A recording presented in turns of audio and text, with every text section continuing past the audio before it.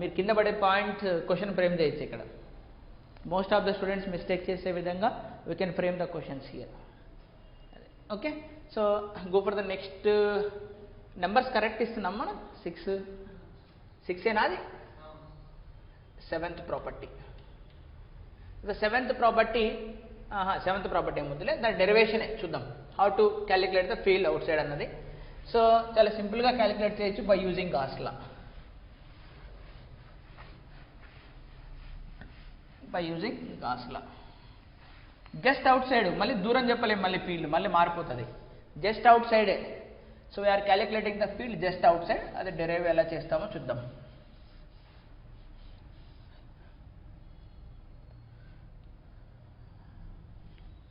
Okay, లోపల ఇంకా అవన్నీ ఇంకా పర్మనెంట్గా రాసుకోవచ్చు. Q0 లోపల ఉండదు, E0 లోపల ఉండదు, V కాన్స్టెంట్, ఇంక ఇవన్నీ కామన్. ఇంకా ఈక్విపోటెన్షియల్ సర్ఫేస్ ఇవన్నీ. ఇప్పుడు నాకు ఈ పాయింట్ దగ్గర ఫీల్డ్ జస్ట్ అవుట్ సైడ్ కనుక్కోవాలి కదా, ఆ పాయింట్ దగ్గర కనుక్కోవాలి కదా. ఒక చిన్న పోర్షన్లో మీరు ఒక సిలిండర్ కన్స్ట్రక్ట్ చేయండి. Gaussian surface in the form of a cylinder. Gaussian surface in the form of a cylinder. So ఇక్కడ గాషియన్ సర్ఫేస్ని ఏ ఫామ్లో తీసుకున్నాం మనం? సిలిండ్రికల్ ఫామ్లో తీసుకున్నాం. దాన్ని in the language of Gaussian సర్ఫేస్లో దాన్ని ఏమంటారు? పిల్ బాక్స్ అని అంటారు. Pill box. So it is simply a cylinder అంతే. Cylinder of height tends to 0, of height negligible అని దాని మీద పిల్ బాక్స్ ఒకటి తీసుకుందాం. అప్పుడు ఫీల్డ్ ఏ డైరెక్షన్లో ఉంది? ఈ డైరెక్షన్లో. అంతే కదా, నార్మల్గానే ఉంటుంది, బయట కదా, లోపల ఉంటుంది కదా. ఇంకా ఈ will be in this direction. మరి ఇక్కడ నార్మల్ కూడా ఇదే డైరెక్షన్లే కదా, నార్మల్ కూడా అదే డైరెక్షన్ కదా. So let's I take the pill box. Area will be delta S, some delta S, small delta yes.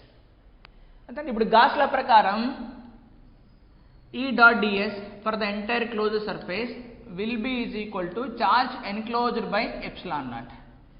ఇప్పుడు దీన్ని నేను చూడండి, part 1 circle, outside cylinder part, inside cylinder part, అంతేనా? So this will be equal integration inside part EDS plus outside part EDS will be is equal to charge enclosed by epsilon naught. Inside మరి G ఎంత? 0నా? ఈ 0 కదా, అది మొత్తం అయిపోయింది. ఇంకా out సైడ్లో కర్వ్డ్ పార్ట్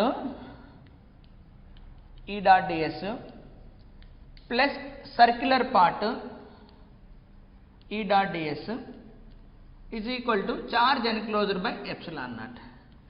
ఇక్కడ కర్వ్డ్ పార్ట్లో నార్మల్ ఈ డైరెక్షన్లో ఉంటుంది, ఫీల్డ్ ఈ డైరెక్షన్లో ఉంది. వాటి రెండు మధ్య యాంగిల్ ఎంత ఉంది? ఇక్కడ 90 డిగ్రీసా? సిలిండర్ కర్వ్డ్ పార్ట్కి 90 డిగ్రీస్ కదా.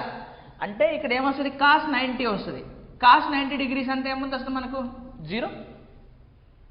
సో ఇక్కడ మాత్రమే 0 డిగ్రీస్ వస్తుంది. cos of 0 degree is 1 and E is constant. కాబట్టి బయటకు వచ్చేస్తుంది అది. సో ఇదంతా 0. E will come out. If E comes out,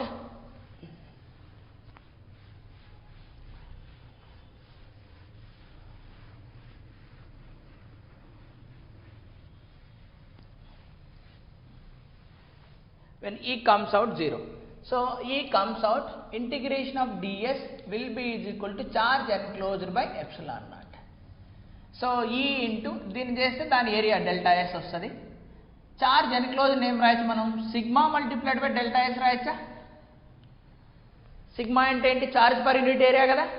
so ఈ రీజియన్లో ఉన్నటువంటి చార్జ్ ఎంతయా అంటే అక్కడున్న సిగ్మా తోటి, అంటే అక్కడున్న సిగ్మా తోటి, అందుకనే ఆ పాయింట్ దగ్గర సిగ్మా తోటి ఆ ఏరియాను మల్టిప్లై చేస్తే చార్జ్ వచ్చేస్తుంది కదా మనకు.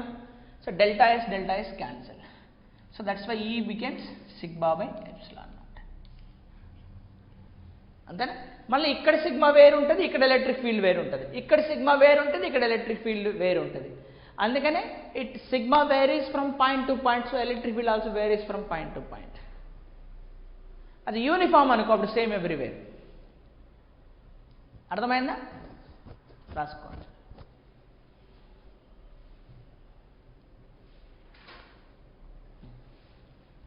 This is the derivation. మీరు రాసుకోకపోయినా ఏం అవసరం లేదు, ప్రూఫ్ ఈజ్ నాట్ రిక్వైర్డ్. రాసుకోవద్దని లేండి, వదిలేసేయండి. ప్రూఫ్ ఈజ్ నాట్ రిక్వైర్డ్, వదిలేసేయి, leave it. My question will be next 6, next property. Yeah, ఇప్పుడు will make a cavity inside the conductor. Cavity అంటే మీనింగ్ ఏంటి? హోల్ చేసేసాడు అంటే some portion will be removed. Then what is the scenario? So next property, this will be the next property.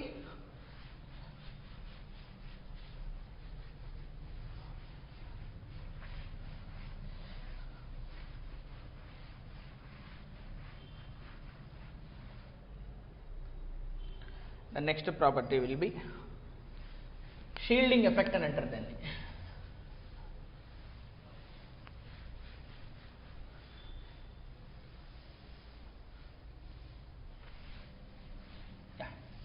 Next property, conductor with cavity.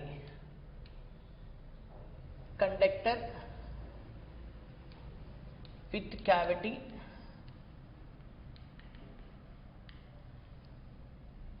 no charge. So cavity undi gaani dantlo charge ledhu, no charge. So I have a conductor, let's say this is I have a conductor. Now I will made a cavity here, random నా ఇష్టం వచ్చిన cavity పెట్టుకుంటాను నేను. This is the cavity అంటే matter remove చేసేసా. This is the reason.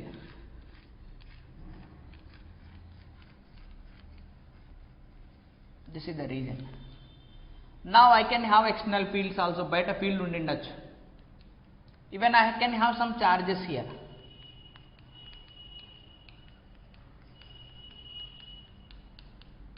Some charge say plus Q charge. అయినా సరే ఇక్కడ ఏముంటుంది మళ్ళా? Electric field 0. Yes, electric field 0. Is it V0? No, V constant. Then what about Q0? Charge అని closed is 0, లోపల ఉండదు. Then what about inside the cavity? ఇక్కడ కూడా క్యావిటీ లోపల ఏంటి?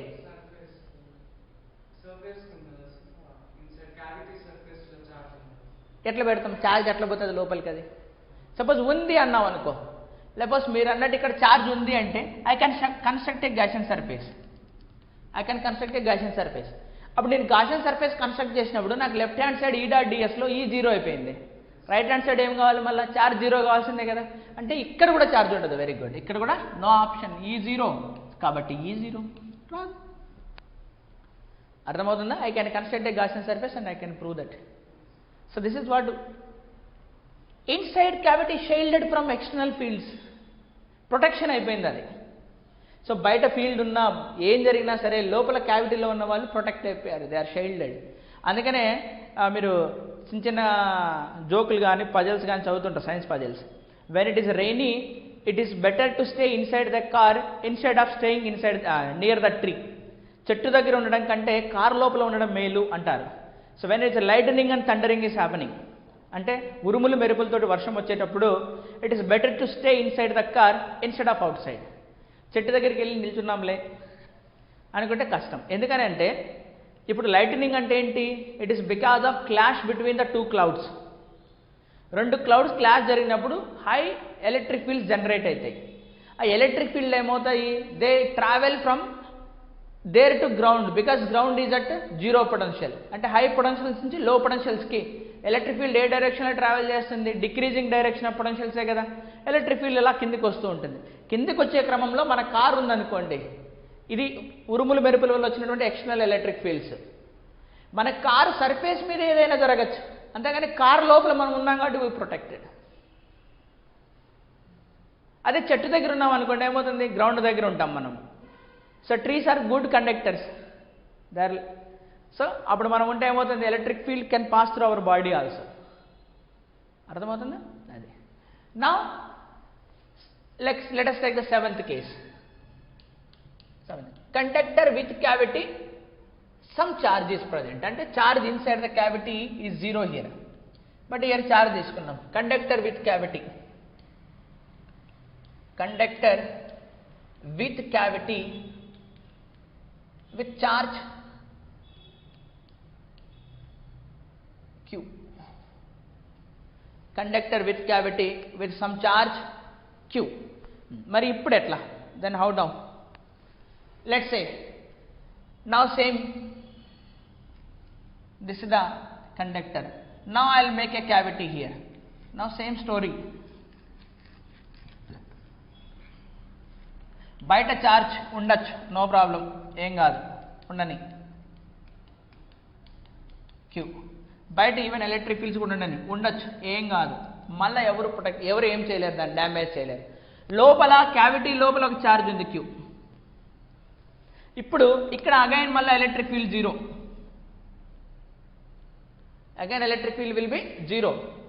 దెన్ అగైన్, ఎందుకంటే దాని డెఫినేషన్ అదే, మర్చిపోకండి ఎప్పుడు, electric field is zero there. That is the definition of a conductor. Then again Q enclosed is zero. So V constant, malla same. అంతేనా? అంటే ఇప్పుడు నువ్వు మళ్ళా ఒక గాషియన్ సర్ఫేస్ కన్స్ట్రక్ట్ చేసినా నీకు ఛార్జ్ లోపల ఎంత ఉండాలా? So this is the Gaussian surface. This is dotted lines will indicate the Gaussian surface, let's say. So this is the Gaussian surface. So Gaussian surface కి లోపల ఎలక్ట్రిక్ ఫీల్డ్ జీరో కాబట్టి queue enclosure ఏం కావాలా? Zero. అంటే already some queue ఉంది, అంటే ఇంకో queue ఏదో ఉండాలి ఇక్కడ, అప్పుడే జీరో కదా అయ్యేది. దీనికి తోడు ఇంకో ఏదైనా ఉంటే అప్పుడు ఇద్దరు కలిపి జీరో అవుతారు. అంటే that is known as the induced charge. So this is the charge already we kept, plus his friend must be present, though both together will become zero. His friend must be equal to minus Q. వాళ్ళ friend ఉండి తీరాలి. అంటే దాని meaning ఏంటంటే, ఇక్కడ charge పెట్టంగానే ఏం చేస్తుందంటే కండక్టర్ లోపల ఉన్నటువంటి నెగిటివ్ ఛార్జ్ని అంతా పుల్ చేసుకుంటారా? అంతే కదా. ఎలక్ట్రాన్స్ అన్ని దగ్గరకు వచ్చేస్తాయి. దగ్గరకు వచ్చాయంటే బయటకు వచ్చేవి అవి ఎడ్జ్కి వస్తాయి, అంతే కదా. So all the negative charge will come here. This is known as the induced charge. All the negative charge will be induced on the surface of the conductor. ఇప్పుడు ఆల్ ద నెగిటివ్ ఛార్జ్ అనేది ఎంత ఉంది అక్కడ? అది minus Q. This is the Q dash. That Q dash is equal to minus Q. ఇప్పుడు all the negative ఛార్జ్ని ఇది ఎలక్ట్రాన్స్ని అట్రాక్ట్ చేసినప్పుడు పాజిటివ్ ఛార్జ్ కౌంటర్ పార్ట్ని రిపల్ చేయాలి కదా. So this is the negative charge is appeared here. This is the negative charge appeared here on the walls of the cavity. So on the walls of the cavity, on the walls of cavity. మరి ఇప్పుడు positive charge అంతా బయటికి పోవాలి. So there is some positive charge. ఏమైనా నేను చెప్పేది అర్థమవుతుందా? Positive charge. మరి ఈ పాజిటివ్ ఛార్జ్ యొక్క మ్యాగ్నిట్యూడ్ ఎంత ఉండాలి? క్యూ డాష్ అయినా, అంతే కదా. ఇప్పుడు యాజ్ ఏ హోల్ చూడండి, ఇక్కడ ఏముంది? Minus Q dash. ఇక్కడ ఏముంది? Plus Q dash. మళ్ళీ జీరోనా? అంటే you are neither creating the charge not destroying the charge. మళ్ళా ఈ జీరో ప్రాబ్లం లేదు కదా. ఎందుకు ప్రాబ్లం లేదు? గాస్ లా ప్రకారం లెఫ్ట్ హ్యాండ్ సైడ్ జీరో అయితే right hand side Q enclosure కూడా జీరో. అంటే దీని లోపల ఒక గాషియన్ సర్ఫేస్ ని కన్స్ట్రక్ట్ చేస్తే దాని లోపల ఉన్న నెట్ ఛార్జ్ జీరో రావాలి. ఒకటి నువ్వు పెట్టినటువంటి ఛార్జ్, దట్ ఈ charge you have placed external charge. ఇంకోటి ఏంటి? అది ఇండ్యూస్డ్ ప్రాసెస్ వల్ల వచ్చిన ఛార్జ్, అది Q plus Q dash. That induced charge ఎంత అవ్వాలి? ఖచ్చితంగా మైనస్ క్యూ. మరి ఇక్కడ ఇండ్యూస్ అయితే మళ్ళీ తేడాలు వస్తాయి ఖచ్చితంగా. దాన్ని ఎలా అర్థం చేసుకోవచ్చు మనం? We can understand like this, it is pulling all the electrons, దాని counter part will be positive charge will go. మరి ఇక్కడ ఉండొచ్చు కదా సార్, ఇక్కడ ఉండకూడదు కదా. లాజిక్ ఏంటి? ఆల్రెడీ వాల్యూమ్లో ఉండకూడదు. మరి ఉండకూడదు అంటే ఎక్కడ పోవాలి? అది పైకి పోవాలి. అర్థమైందా? Be careful the properties of the conductors. So all these 7 properties are very important. మీకు అర్థమైందా? సో ఈరోజు ఈ 7 ప్రాపర్టీస్ని మీరు చదవండి. You go through the NCERT book. Text book ఉంటే టెక్స్ట్ బుక్ ఏదైనా సరే, హెచ్సి వర్మ బుక్ ఉన్న HC Verma book, NCERT book is the best. The conductor properties అన్ని ఒక దగ్గర లిస్ట్ అవుట్ చేశాడు. ఓకేనా? So you go through NCERT book. So text book చూడండి, NCERT 12th standard, NCERT book 12th class. It is clearly explain this cavity with charge and without charge. ఇంకా question వస్తుంది ఇప్పుడు, ఇక్కడ చార్జ్ ఎలా distribute అయింటుంది? యూనిఫామ్గా distribute అయింటుందా, non యూనిఫామ్గా distribute అయింటుంది ఇక్కడ? దాన్ని again curvature decides, అంతే కదా, కర్వ్ని బట్టి డిసైడ్ అవుతుంది కదా. సపోజ్ ఇక్కడ కనుక నేను స్పియర్ పెడితే యూనిఫామ్గా డిస్ట్రిబ్యూట్ అవుతుంది. స్పియర్ కాకుండా పెడితే ఒక్కొక్క పాయింట్ దగ్గర ఒక్కొక్క అమౌంట్ ఆఫ్ చార్జ్ ఉంటుంది. Sigma will vary from point to point. అర్థమైందా? సో అవి కూడా క్వశ్చన్లు అడుగుతుంటాడు. లోపల నేను స్పెరికల్ పెట్టా, చార్జ్ యూనిఫాము, బయట ఏదో రెగ్యులర్ షేప్ ఉంది, సో చార్జ్ నాన్ యూనిఫాము. లేకపోతే లోపల ఇర్రెగ్యులర్ పెట్టి బయట స్పెరికల్ పెట్టా, అప్పుడు బయట ఏమవుతుంది? Uniform charge distribution. లోపల ఏమవుతుంది? రెగ్యులర్ కాబట్టి sigma will be vary non uniform. ఓకేనా? అలా. So try to get the points. ఒకదానికోటి కనెక్ట్ అయి ఉంటాయి. ఇవి జాగ్రత్తగా నేర్చుకోండి. అర్థమైందా? Note down and I'll stop for the day. Okay, these are the properties of conductors. In the next class I will start the capacitors. Tomorrow I'll start the capacitors.